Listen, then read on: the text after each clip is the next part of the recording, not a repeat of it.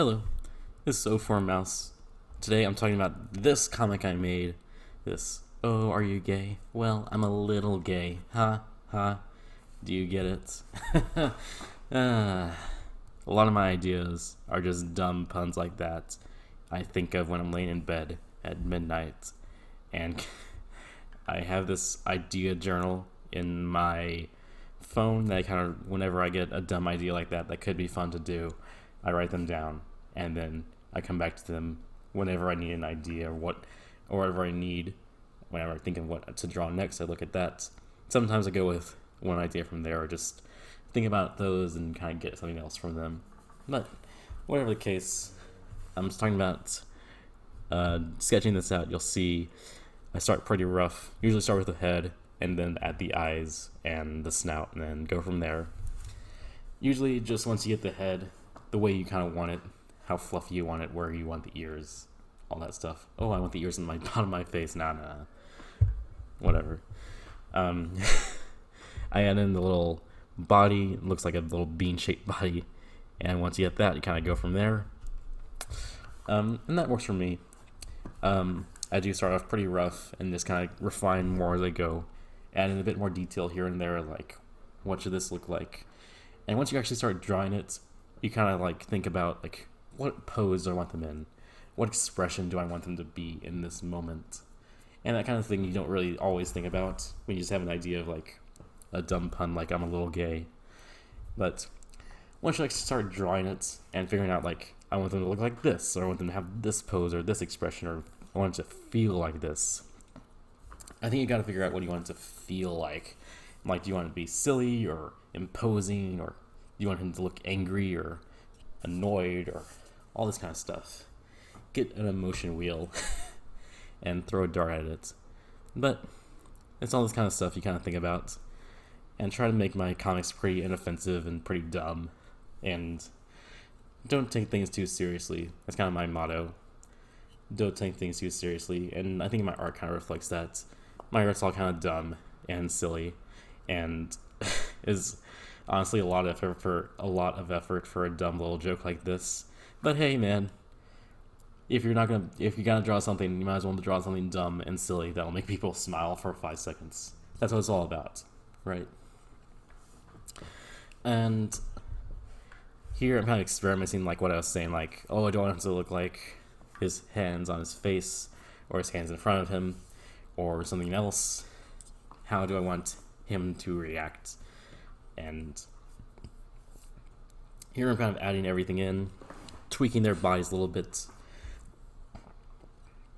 so they make sense. You gotta learn. One thing I did learn is that there should be like a center of balance.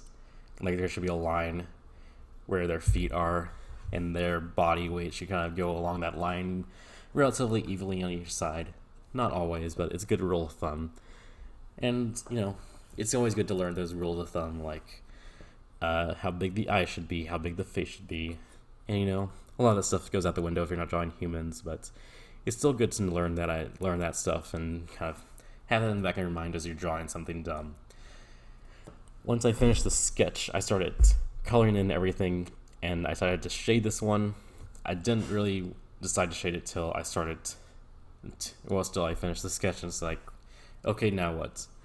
I usually either do line art and then go from there and kind of do solid colors underneath the line art, or I shade it without line art at all. And those are kind of the two main art styles I go for. Either one, the eyes kind of look the same. The eyes always kind of have the eye whites, the line around them, and the eye color are black, and the highlights. And those kind of never really change much, because that's just the way I draw them. That is what it is.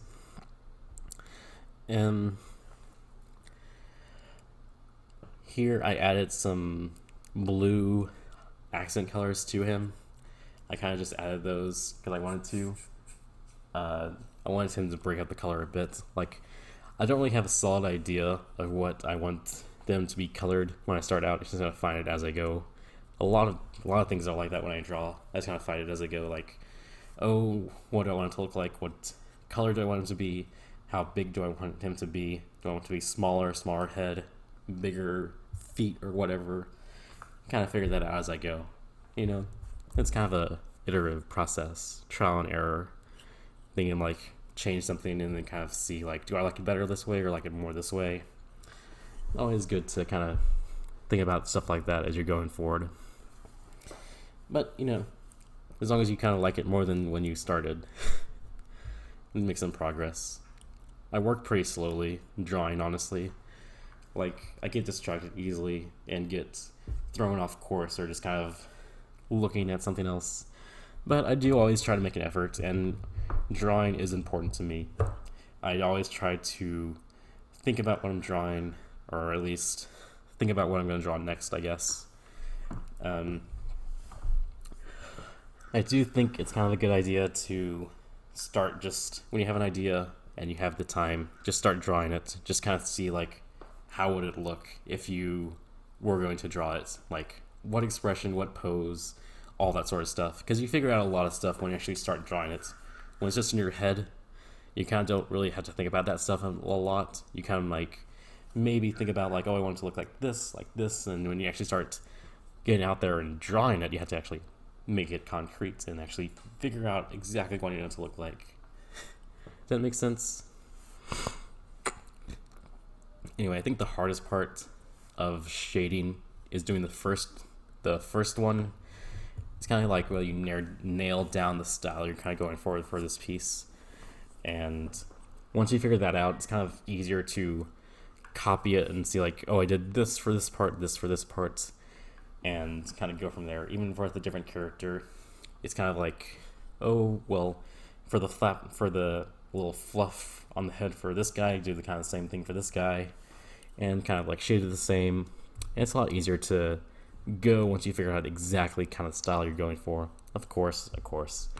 But you gotta figure out like how much saturation do I want, how dark do I want the darks, how light do I want the lights.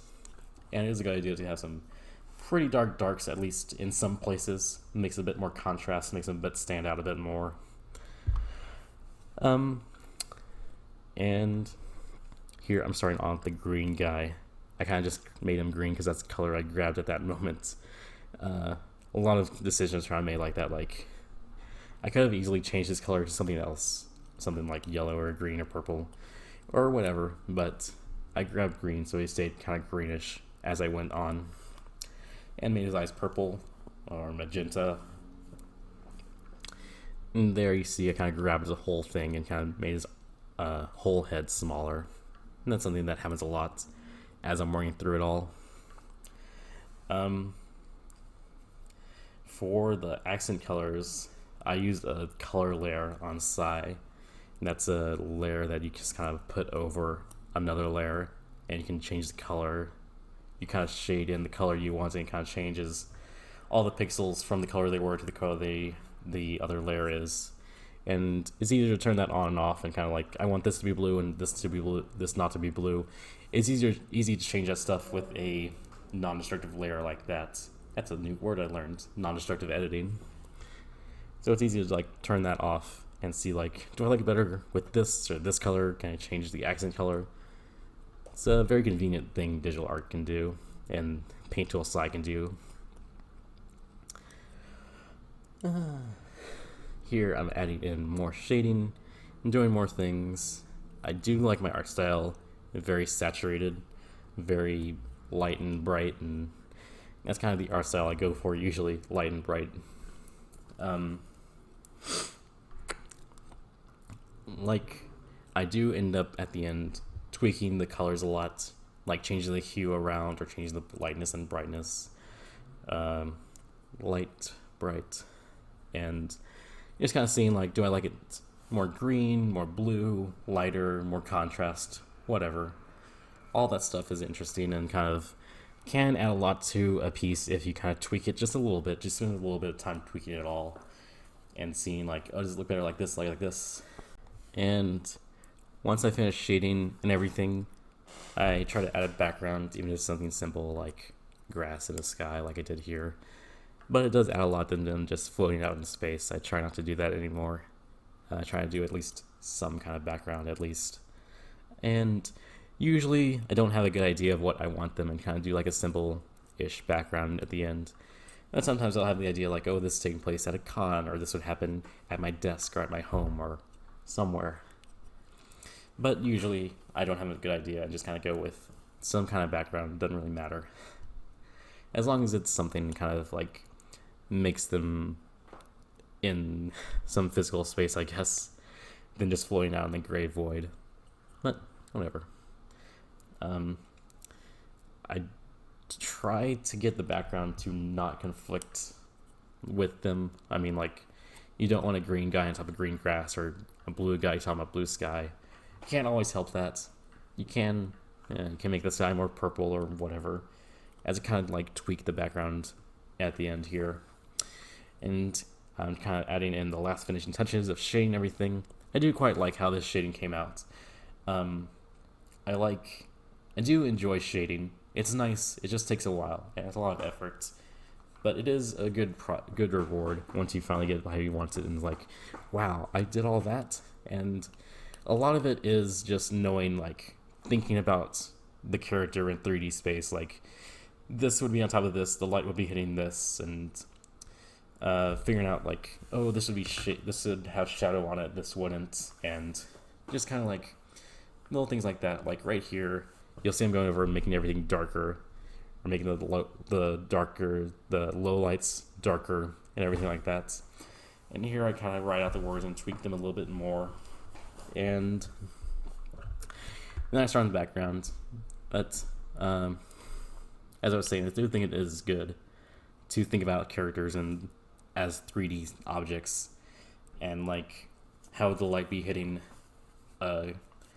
the snout or the head or the eyes, and kind of like imply that shape with shading, I guess. It is a good idea makes shading a lot easier if you think about it like that, and kind of think about actual like tufts of fur on top of each other, and kind of go shading based on that. Here I am tweaking the background a bit, and as I was saying, I did spend a bit of time editing the guy, seeing like, do I want him more blue or more green, and kind of looking at them side by side and seeing like, do I like it more once I edit it like this, or like, do I like it more before I touched all that stuff? And it is kind of an iterative trial and error process to get to the end result. But every little piece, I think, makes a bit of difference, making it a bit better, a bit more finished, a bit more interesting piece at the end. And here's the final piece. The last thing I did was take the background and kind of fade it out a bit, make it a bit brighter, just so the characters kind of pop out more from the background. The background doesn't really conflict a lot with the characters. But that is the end, and I hope you enjoyed me talking about this and my process and everything, and maybe you even learned something too. But thank you for listening, and I hope you enjoyed, and I'll see you next time.